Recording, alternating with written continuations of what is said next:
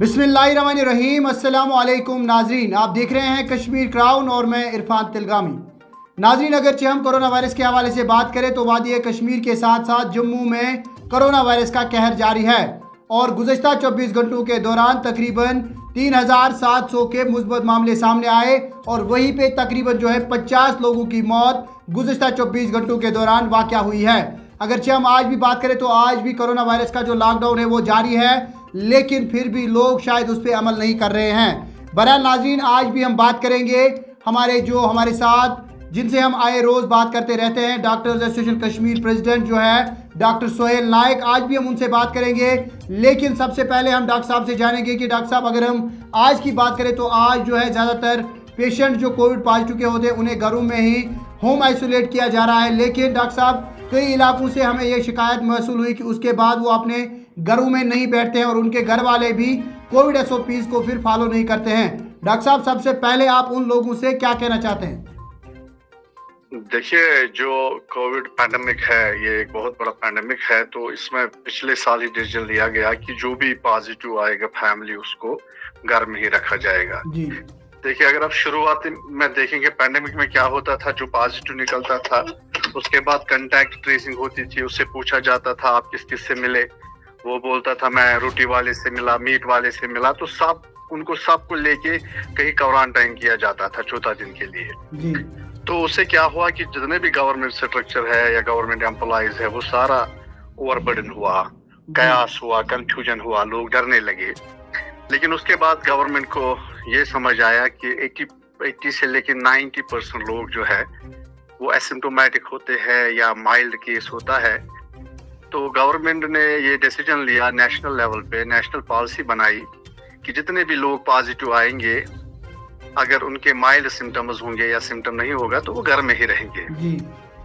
लेकिन यहाँ पे लोगों की जिम्मेदारी बनती है कि अगर कोई फैमिली पॉजिटिव आती है तो उनको बिल्कुल अपने घर में रहना है और घर में भी अगर उनको मुमकिन है वो आपस में भी अलग अलग रहे।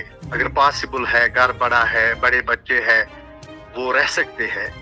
तो अगर कोई फैमिली, अगर उनका कोई भी बंदा पॉजिटिव आता है और वो पॉजिटिव होने के बावजूद भी लोगों से मिलते हैं, हमसाया से मिलते हैं, बाजार जाते हैं, तो ये इस कौम की फिर सबसे बड़ी बदकिस्मती है। फिर इस पैंडेमिक के इस कहर को रोकना बहुत मुश्किल होगा। लोगों से अपील है कि अगर कहीं भी आपको पॉजिटिव केस मिलता है तो उस फैमिली की जिम्मेदारी बनती है कि वो अपने पूरी फैमिली को आइसोलेट करे नेबर्स से, कम्युनिटी से, और अगर मुमकिन है घर में भी वो अलग अलग रहे जब तक सारे लोगों की टेस्ट हो जाए। बिल्कुल जी। डॉक्टर साहब, अगर हम बात करें गुज़श्ता 24 घंटों की तो गुज़श्ता 24 घंटों के दौरान जम्मू और कश्मीर में जो है तकरीबन 50 लोगों की मौत वाक़या हुई है। डॉक्टर साहब, अगर हम बात करें इससे पहले जो कोविड पैंडेमिक थी, पहला फेज़ जो हमने देखा कोविड का, उसमें इतने लोग जो हैं 24 घंटों के दौरान नहीं मर जाते थे, इतनी फैटिलिटी रेट नहीं थी, लेकिन अचानक से यहाँ पे फैटिलिटी रेट इंक्रीज हो गई। डॉक्टर साहब, इसकी कोई वजह? देखिए, अगर हम टोटल कोविड फैटिलिटीज देखेंगे 1.5 साल में, वो टोटल 2400 है जी। पूरे 1.5 साल में 2000 लोग मरे, लेकिन आज आप देखते हैं कि हर रोज 50 लोगों की डेथ होती है, यानी 10 दिन में 500 लोगों की डेथ होगी और आने वाले दिनों में ये बढ़ भी सकता है। तो इसकी वजह ये है, नंबर 1 ये लोग जो थे वो खुलेआम घूम रहे थे, प्रिकॉशंस नहीं थी, और वायरस का म्यूटेशन जो है, 1-2 म्यूटेशन उसकी बड़ी खतरनाक है, तो उसने ये सब मतलब इतना मोर्टेलिटी को बढ़ाया। लेकिन लोगों से ये अपील है, देखिए इस वक्त जो हेल्थ का इंफ्रास्ट्रक्चर है वो ओवर स्ट्रक्चर्ड है। अगर हम इस वक्त भी जो है परहेज ना करेंगे तो ये जो डेथ्स है मे बी ये ट्रिपल डिजिट में ना चला जाए, यानी मेरे कहने का मतलब है 100 टच ना करे 24 घंटे में। लेकिन बहरहाल लोगों को डरना नहीं है, लोग डिस्ट्रेस ना ले, लोगों को ये समझना है कि अगर आज भी म्यूटेटेड वायरस है, फिर भी 85 से लेकर 90% लोग जो है उनको हम घर में इलाज कर सकते हैं, उनको कोई दवाई की ज़रूरत नहीं पड़ती है पैरास्टामोल के बगैर। और जो 5-10% लोग हैं उनको जो हमारे कोविड केयर है, हॉस्पिटल्स है रूरल हेल्थ में, वहाँ वो मैनेज हो सकते हैं। और उसके बाद 1% लोग जिनको टर्शियरी केयर की ज़रूरत पड़ती है तो उनको भी मैनेज होगा। लेकिन इसके लिए 2 शर्त है। एक शर्त ये है कि सारे लोग हॉस्पिटल्स का रुख ना करें, नंबर 1। नंबर 2 ये है कि अगर लोग प्रोटोकॉल पे चलेंगे तो बहुत से कम पेशेंट्स जो है पॉजिटिव होंगे और बहुत से कम पेशेंट्स जो है वो हॉस्पिटल पहुंचेंगे।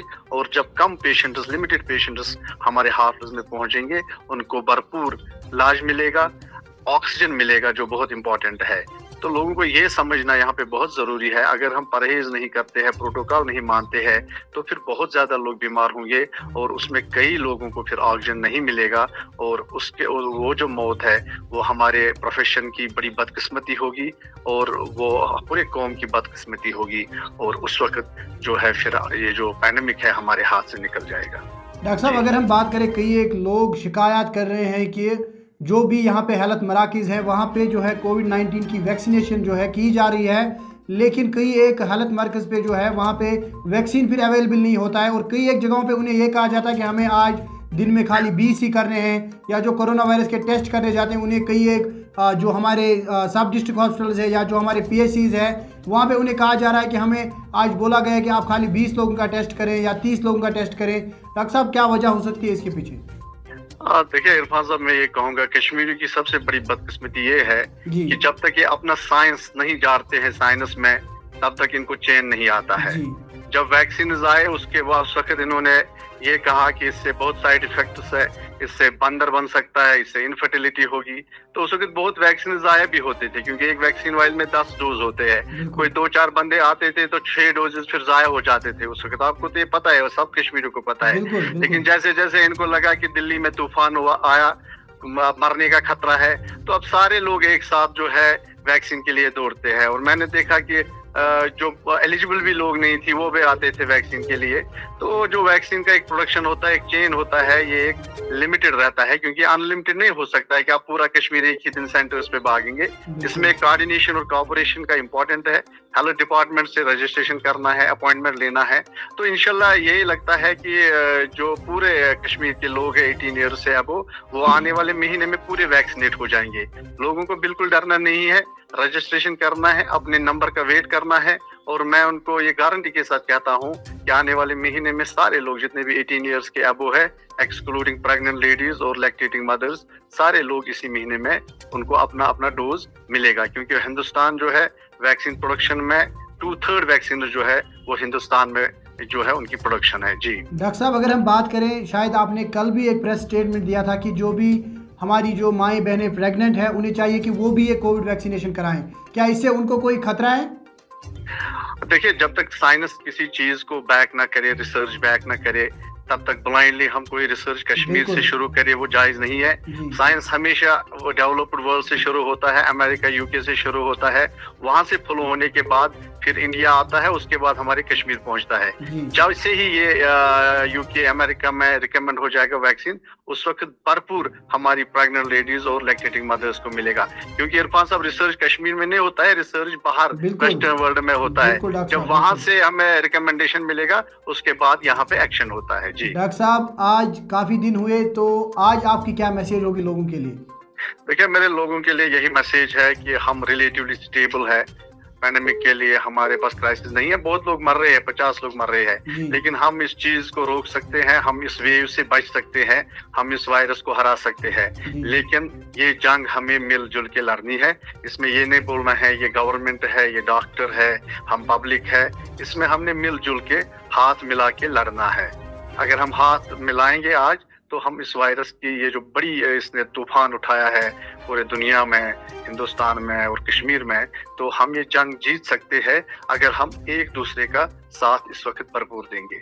जी चलिए डॉक्टर साहब, आपका बहुत बहुत शुक्रिया। बहरहाल नाजरीन, बात कर रहे थे डॉक्टर्स एसोसिएशन कश्मीर के प्रेसिडेंट डॉक्टर सोहेल नायक, जिनका ये कहना है कि हमें बिल्कुल भी नहीं डरना है, बल्कि हमें चाहिए हम कोविड SOPs पे जो है पूरी तरह से अमल करें, तभी हम इस जंग को जो है जीत सकते हैं। और हमें चाहिए कि हम एक दूसरे के साथ कोऑपरेट करें, यानी कि चाहे वो सिक्योरिटी फोर्सेस नाके पे हो उनके साथ हमें कोऑपरेट करना चाहिए, या जो अस्पताल मराकज़ में जो हमारे डॉक्टर साहिबान हैं या पैरामेडिकल स्टाफ है उनके साथ हमें कोऑपरेट करना चाहिए, और उन्हें जो है लोगों के साथ कोऑपरेट करना चाहिए, ताकि सब लोग मिलजुल कर इस कोविड-19 के कहर को जो है रोक सकें।